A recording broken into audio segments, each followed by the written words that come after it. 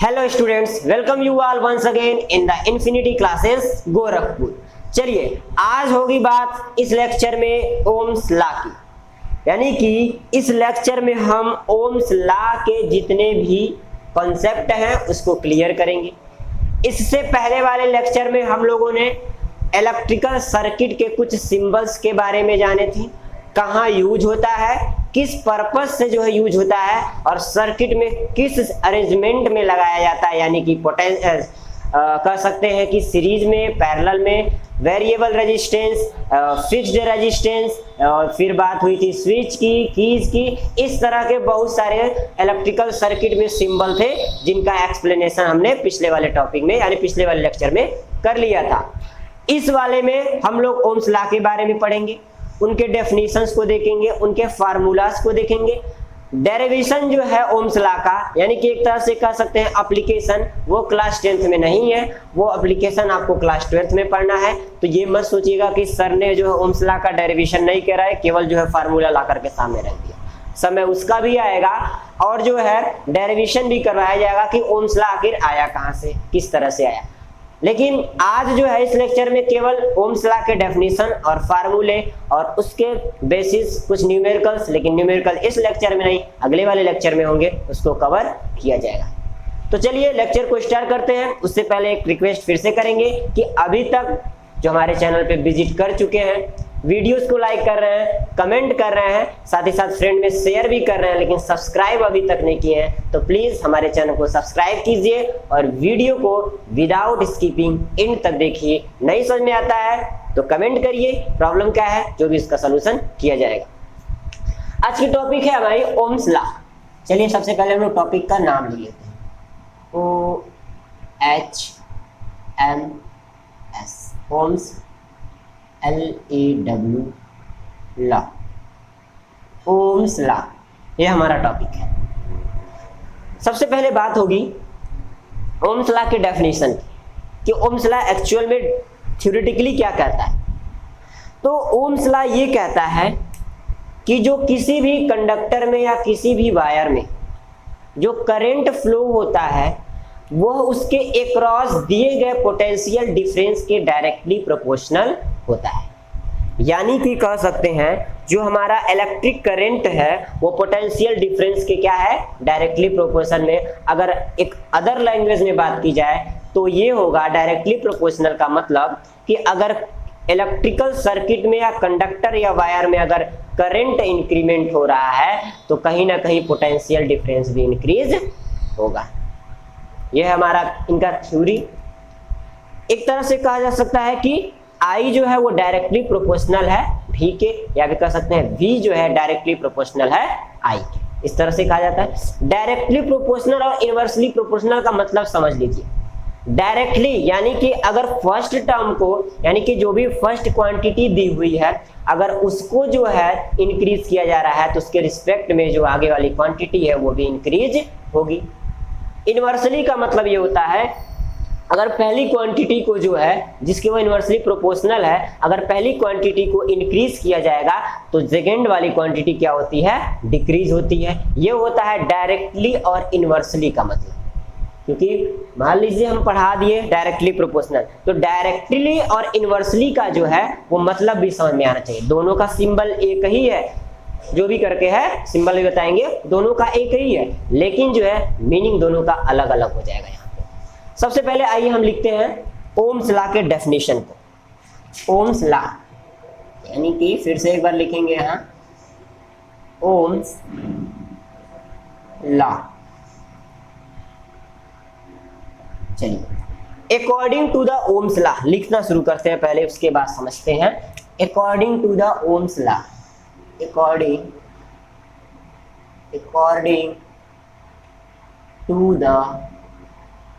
according to the Ohm's law at constant temperature, ये बात हमेशा ध्यान रखिएगा। टेम्परेचर क्या होना चाहिए, कांस्टेंट, यानी कि जो कंडक्टर या वायर है ऐसा नहीं है कि जो है उसके टेम्परेचर कभी वेरीज कर रहे हैं, यानी कि कभी इंक्रीज हो रहा है तो कभी डिक्रीज हो रहा है, नहीं, ऐसा नहीं है। टेम्परेचर क्या होना चाहिए, कांस्टेंट होना चाहिए, उसके लिए ये ओम्स लॉ फॉलो होगा। ठीक है, ओम्स लॉ यहाँ लिखेंगे at constant temperature PERATUR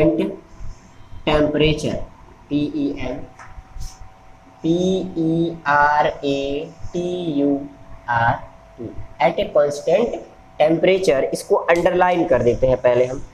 at a constant temperature the current flowing through the conductor, यानी कि जो the current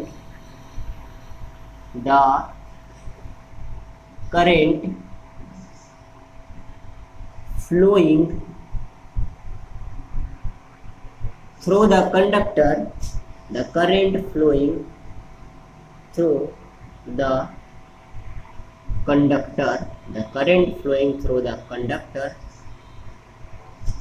is directly proportional to the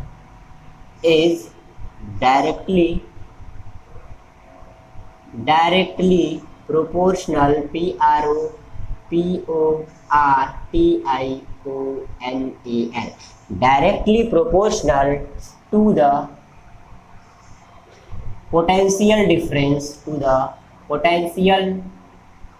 potential difference यानी कि V जिसे कहा जाएगा potential difference ACROSS across the ends of the conductor,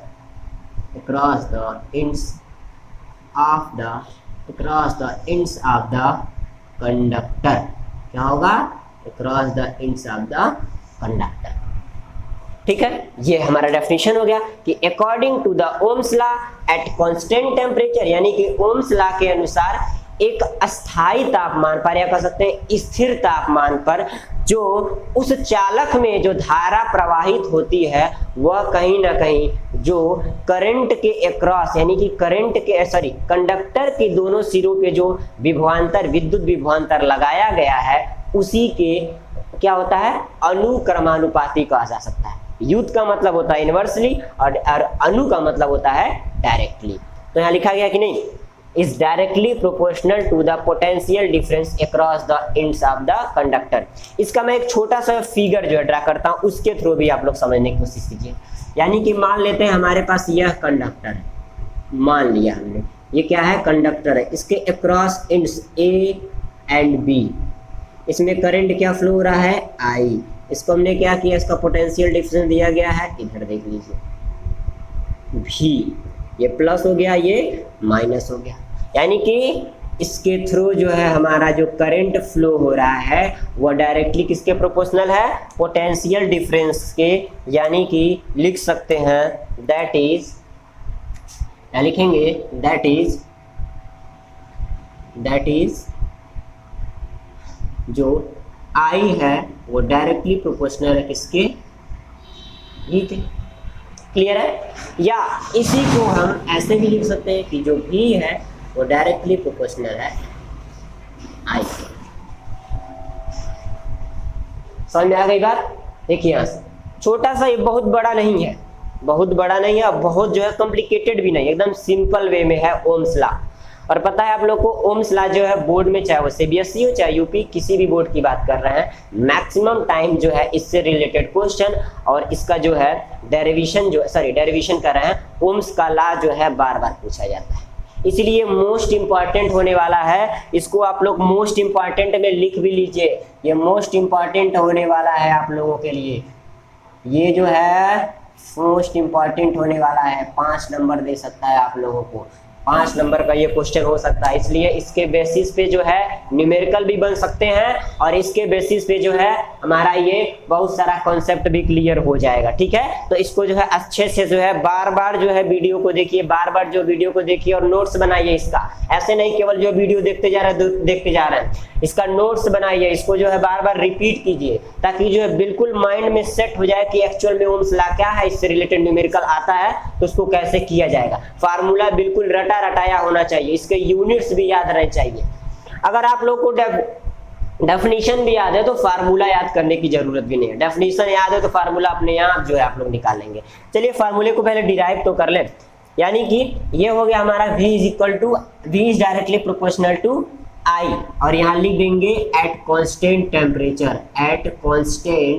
eight constant temperature, यानी कि तापमान जो है वो स्थिर रहना चाहिए। तापमान क्या होना चाहिए? स्थिर रहना चाहिए। चलिए, आपको पता है जब भी डायरेक्टली प्रोपोर्शनल यानी प्रोपोर्शनलिटी का जो साइन हटाते हैं तो उसके जस्ट बाद जो है एक कांस्टेंट यूज किया जाता है, जो है यहाँ पर जो है यूज किया जाएगा। यानी कि अगर हम डायरेक्टली प्रोपोर्शनल का साइन हटाते हैं तो V इज इक्वल टू आता है R, एक कांस्टेंट आता है, उसके बाद आता है I। ये है हमारा सॉरी, ये हमारा बन गया फॉर्मूला। ठीक, अब जान लेते हैं ये R क्या है। R क्या है यहाँ पे? वेयर, यहाँ सारे टर्म्स को मैं लिखूंगा। Where V is equals to क्या है? R इज इक्वल्स टू क्या है? और I इज इक्वल्स टू क्या है? V क्या है हमारा? पोटेंशियल डिफरेंस है। क्या है? पोटेंशियल डिफरेंस है हमारा। याद रखिएगा, सारे चीजों को लिखना है तभी 5 नंबर मिलेगा। और R क्या है? एक तरह से कांस्टेंट है, कांस्टेंट है, CONSTANT, कांस्टेंट है। I क्या है? करंट है हमारा। क्या है? करंट हो गया हमारा। I हमारा क्या हो गया? कांस्टेंट हो, सॉरी, I हमारा करंट हो गया। और R क्या है? एक कांस्टेंट है, जो क्या होता है? किसी वायर का या किसी कंडक्टर का हो रेजिस्टेंस कहा जाता है। इसको जो है ब्रैकेट में हम लोग लिख सकते हैं रेजिस्टेंस, यहाँ लिख सकते हैं resistance, resistance of the conductor भी लिखा जा सकता है। रेजिस्टेंस ऑफ द कंडक्टर या रेजिस्टेंस ऑफ द वायर भी लिखा जा सकता है। या तो इसी फार्मूले को और दोबारा लिखिए तो आएगा हमारा कुछ इस तरह से, V is equals to I into R आएगा। क्लियर है? ये हो गया V is equals to I R। अब जो है फार्मूला तो हो गया, बस यही छोटा सा था फार्मूला। डेफिनेशन लिखिए, एक इक्वेशन यहाँ बना, दूसरा वाला इक्वेशन में आ गया, हमारा काम खत्म हो गया। ये हमारा ओम्स लॉ डिराइव हो गया। लेकिन लेकिन लेकिन लेकिन एक बात इसमें, एक नहीं 2-3 बातें और ध्यान रखनी है हमें, जो कि यहाँ जरूरी है हमारे लिए। वो ये है कि जो है डायरेक्टली प्रोपोर्शनल, कभी आपसे क्वेश्चन में कह देता है कि अगर पोटेंशियल डिफरेंस बढ़ रहा है, इंक्रीज हो रहा है, तो बताइए रेजिस्टेंस पे क्या प्रभाव पड़ेगा। पोटेंशियल डिफरेंस अगर डिक्रीज हो रहा है तब जाकर रेजिस्टेंस पे क्या प्रभाव पड़ेगा। यानी कि कहीं ना कहीं बहुत सारी इसमें समस्याएं भी आने वाली हैं, इसको ध्यान रखिएगा। अब जरा इसमें नोट्स में डाल दीजिए। नोट्स में क्या होगा, एक बात देखिए, हमारे पास फार्मूला क्या है? V is equals to I R। अगर यहां से हम I R इक्वल टू एक रखें भी, I R is equal to V, तो R हमको क्या मिलेगा? V अपान I मिलेगा। मिलेगा क्या? R क्या मिलेगा? V अपान I मिलेगा। और यहाँ आपको दिख रहा होगा कि जो R है वो इनवर्सली प्रोपोर्शनल है इलेक्ट्रिक करंट के। एक पॉइंट मिला कि नहीं मिला? मिला कि नहीं? R जो है हमारा वो क्या है? इनवर्सली प्रोपोर्शनल है करंट के। यानी कि अगर रेजिस्टेंस इंक्रीज हो रहा है तो करंट क्या होगा? डिक्रीज होगा। यहाँ क्या होगा? करंट डिक्रीज होगा। यहाँ मैं नोट्स में फिर से इंपॉर्टेंट भी लिख दे रहा हूँ, इंपॉर्टेंट पॉइंट्स इसके लिए। इंपॉर्टेंट पॉइंट ध्यान रखिएगा, इन्हीं सबसे न्यूमेरिकल्स बनते हैं। इंपॉर्टेंट पॉइंट इतने भी इजी न्यूमेरिकल नहीं आते हैं। इंपॉर्टेंट पॉइंट में पहला पॉइंट ये रहेगा कि R जो होता है वो इनवर्सली प्रोपोर्शनल होता है इलेक्ट्रिक करंट के। दैट इज, यानी इसका मतलब क्या होगा? अगर R जो है इंक्रीज हो रहा है, R इंक्रीजेज, देन तब क्या होगा? I क्या होगा हमारा? डिक्रीज होगा, घटेगा। क्या होगा? I हमारा क्या होगा? डिक्रीज होगा। और यहाँ ये भी लिख सकते हैं, अगर करंट I इंक्रीजेज देन तब क्या होगा? R हमारा क्या होगा? डिक्रीज होगा। समझ में आ गई बात? यानी कि एक तरह से कहा जा सकता है जिस कंडक्टर की या जिस वायर की रेजिस्टेंस यानी कि उसका जो प्रतिरोध होता है जितना ही ज्यादा होगा उसमें करंट जो है उतना ही कम फ्लो होगा। क्योंकि रेजिस्टेंस इससे पहले मैंने लेक्चर में पढ़ाया था, अगर नहीं पढ़ाया है तो उसको मैं एक्चुअल में आगे कवर करूंगा। तो रेजिस्टेंस जो होता है वो क्या होता है? जो इलेक्ट्रिक करंट का अपोज करता है, यानी उसका विरोध करता है। यानी कि अगर कह सकते हैं रेजिस्टेंस अगर ज्यादा है तो कहीं ना कहीं वो इलेक्ट्रिक करंट को ज्यादा अपोज करेगा, ज्यादा विरोध करेगा, इलेक्ट्रिक करंट को जो है कंडक्टर या वायर में फ्लो होने नहीं देगा। तो इसका सीधा अर्थ यही निकल रहा है कि जो है अगर रेजिस्टेंस किसी कंडक्टर का ज्यादा है तो उसमें करंट कम फ्लो होगा, अगर किसी कंडक्टर का रेजिस्टेंस कम है तो उसमें जो है करंट जो है ज्यादा फ्लो होगा, क्योंकि अपोजिशन में उसके कोई नहीं है, उसको जो उसका जो है विरोध करने वाला, उसको रोकने वाला कोई नहीं है, इस वजह से जो है ये सारी चीजें होंगी। क्लियर हो गया क्या? ये बात समझ में आ गई? ये यहां तक क्लियर हो गया। और एक पॉइंट इसमें नोटिस से करते हैं, पॉइंट और क्या निकल सकता है, एक पॉइंट दूसरा और भी लिख लीजिए, एक पॉइंट और इसके यूनिट्स की बात करते हैं। यूनिट पोटेंशियल डिफरेंस के यूनिट मैं लिख दे रहा हूं, यूनिट्स की बात करते हैं, सबके यूनिट्स में लिख दे रहा हूं। देखिए V का जो होता है यूनिट वो होता है क्या, वोल्ट होता है। R का जो होता है वो होता है OHM, ओम, इसको इसको तरह बनाते हैं ओम। I यानी करंट का यूनिट क्या होता है, एम्पियर, AMPERA, एम्पियर। सबका मैंने यूनिट यहाँ लिख दिया है, एम्पियर, जिसको A से लिखा जाता है। समझ में आ गई बात? Ampere A। और ये V जो वोल्ट होता है इसको V से शॉर्टकट में दिखाया जाता है। पोटेंशियल डिफरेंस जो होता है हमारा उसका यूनिट होता है वोल्ट, रेजिस्टेंस का होता है ओम, करंट क्या क्या होता है, एम्पियर होता है। ये सारी चीजें हो गई ओम्स लॉ से रिलेटेड। और भी कुछ चीजें बच रही हैं, ध्यान दीजिए एक बार, अभी हम लोग और कुछ मिस कर रहे हैं। और हाँ एक बात और ध्यान रखिए, यहाँ जो टेम्परेचर की बात हो रही है, टेम्परेचर की जो बात हो रही है, तापमान की, तो मैंने बताया है इतने में ध्यान रखिएगा कि अगर टेम्परेचर यहाँ क्या होना चाहिए, कांस्टेंट होना चाहिए। और एक इसमें पॉइंट ये होगा कि जो भी हमारे मेटल्स होते हैं अगर उनके टेम्परेचर को इंक्रीज किया जाता है तो उसमें क्या होता है, करंट जो है उसकी मात्रा जो है बढ़ जाती है। क्या होती है, करंट की जो मात्रा होती है वो बढ़ जाती है। इसको जो है अगले लेक्चर में हम लोग कवर करेंगे। और देखिए क्या होता है, टेम्परेचर हमारा हो गया, टेम्परेचर के बारे में हमने बता दिया कि अगर क्या होता है यहाँ पे टेम्परेचर जो होता है वो कांस्टेंट होता है। क्या होता है, कांस्टेंट होता है। इस पे न्यूमेरिकल्स भी होंगे, अगले वाले लेक्चर में जो है इसके बेसिस पे न्यूमेरिकल्स भी करवाए जाएंगे। तो क्या अभी जो है इतना कॉन्सेप्ट यहाँ क्लियर है? अगर आप लोग को कॉन्सेप्ट क्लियर है तो वीडियो को पॉज करके एक बार इसका पूरा नोट्स जो है वो क्लियर कर लीजिए, यानी कि कॉपी लीजिए, पेन लीजिए, जल्दी से पहले जो है जितनी भी चीज़ें दी हुई हैं उसको जो है नोट कर लीजिए, ताकि जो है दोबारा अगर कुछ भी जो है दिक्कत होती है तो उसको अपने नोट्स को जो है आप देख करके रिवाइज कर सकें। समझ में आ रही है बात क्या? ठीक है, एक पॉइंट और लिख सकते हैं इसमें।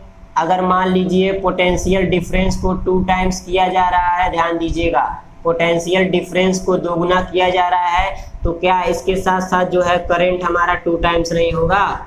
बिल्कुल होगा, 2 टाइम्स ऑफ आई। क्यों?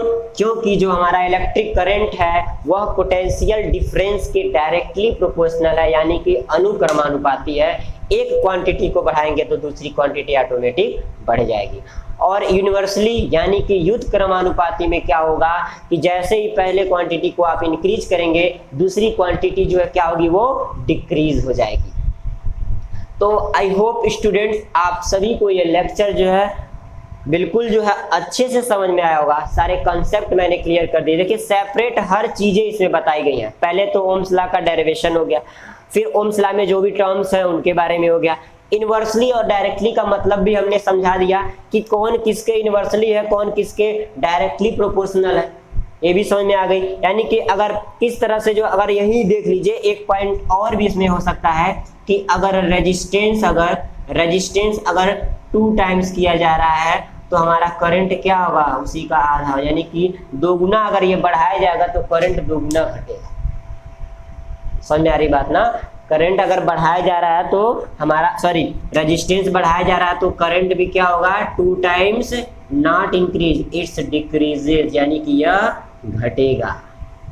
समझ में आ गई बात? करंट क्या होगा, वह घटेगा। क्लियर है क्या कॉन्सेप्ट? क्लियर है कि नहीं है? चलिए अब इसके अगले वाले लेक्चर में हम लोग देखेंगे अगले वाले लेक्चर में हम लोग देखेंगे कि जो है रेजिस्टेंस क्या होता है, रेजिस्टेंस के लिए भी फार्मूला होगा। हालांकि यहाँ भी चाहे तो रेजिस्टेंस का फार्मूला आराम से निकल सकता है, R=V/I। रेजिस्टेंस का फार्मूला यहाँ भी निकल सकता है, लेकिन मैं रेजिस्टेंस के लिए एक और लेक्चर सेपरेट बनाऊंगा, उसमें जो है रेजिस्टेंस और रेजिस्टिविटी दोनों होंगी, किसी भी मटेरियल की रेजिस्टेंस और रेजिस्टिविटी दोनों की बात होगी। तो चलिए स्टूडेंट्स, आई होप आप लोग सभी को ये लेक्चर समझ में आया होगा। अगर वीडियो अच्छी लगी हो तो प्लीज लाइक करिए, अगर कुछ दिक्कत हुई हो तो कमेंट करके बताइए। एंड जाते जाते फिर से यही कहेंगे, वीडियो एंड तक देखिए, हर एक वीडियो का नोट्स बनाते हुए चलिए, उसके बाद देखिए कॉन्सेप्ट किस तरह से क्लियर होते हैं। तब तक के लिए tata, bye bye and thank you everyone.